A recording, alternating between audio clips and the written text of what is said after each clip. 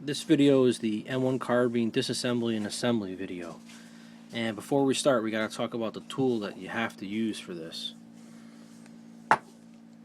This is a GI M1 Carbine bolt assembly disassembly tool. You really need one of these.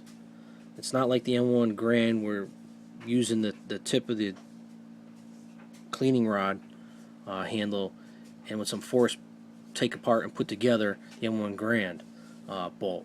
M1 Carbine is different. The extractor's got a lip on the back side and the plunger holds it in place, and if you try to do it with force with screwdrivers or homemade tools, you're going to end up either breaking something and rendering your weapon useless, or you actually might put some burrs on your bolt and make your bolt useless also. Okay, so the first thing we do is we take the tool here, and to take it apart, there's two different types of teeth on here. You're gonna look right here. This is the flat one. This is for disassembly, and if you spin it, you'll see a forked one. That's for the reassembly. The tip of the plunger will fit in between that and keep it straight, so that once the extractor goes in, it'll sit in properly. All right. For disassembly, we're going to use the flat portion. We're going to take the bolt with the ejector. We're going to put it on the stud first. I usually do it on a small angle going this way, and I hook it in. Now you can see the little gap I got over here.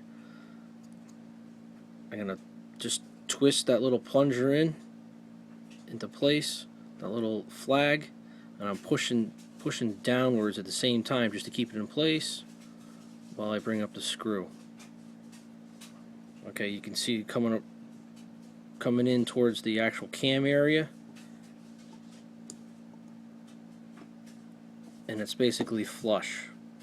This part over here is flush.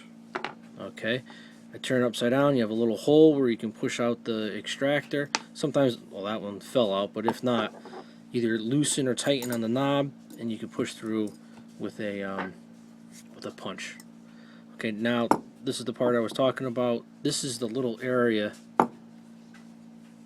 this little step right here. Let's see, I get it to focus for you. Yeah, there we go. This little step right here is going to get caught on the plunger head. Okay.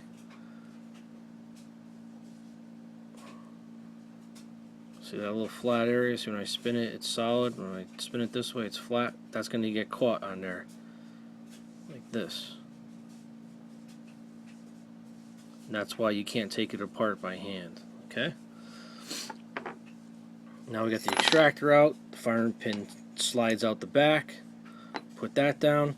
When you're taking this part down now, you got to be very careful. The spring's still in there. I push in on this when I release the pressure, just to keep it from going anywhere, while I go counterclockwise in the bolt tool. Okay. Now you can see my injector's already coming out. You can pull that straight out. The plunger will usually fall out. Sometimes the spring will come out. Sometimes it won't. If you look in there, the spring's actually stuck in there, and you might have to get another tool just to pull that out.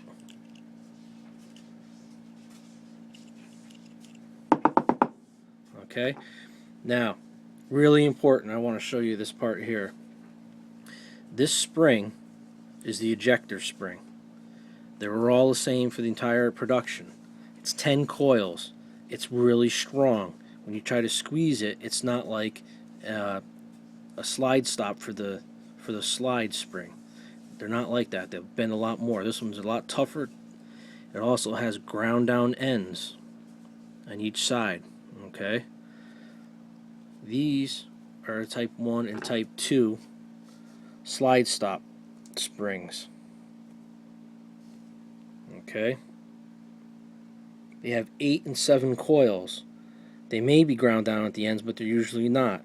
It's a little thinner grade spring, and they're also, they can mush in your hand a lot easier. Okay, don't confuse them. Otherwise, sometimes people have problems with extractions and stuff. They could have had a wrong spring inside the bolt for this. Okay, now some of the maintenance that I do, I'll usually take a Q-tip and I'll do the whole face area in here, in all the holes. Okay, I'll take a Q-tip piece and I'll take out most of the cotton off of it, so I have a little bit left, and this is going to go in the ejector spring area, into that cam area. You also want to clean out the ejector area. Okay, once it's all nice and clean to your satisfaction, we're going to reassemble it with the tool. One of the nicest things that I do, that's a little trick that helps out a lot, is I start with the bolt on an angle like this, so it's almost up and down once I put the spring in. Okay? Once I get the spring in, we're going to put the plunger itself with the open cut face away from the camera this way. Okay?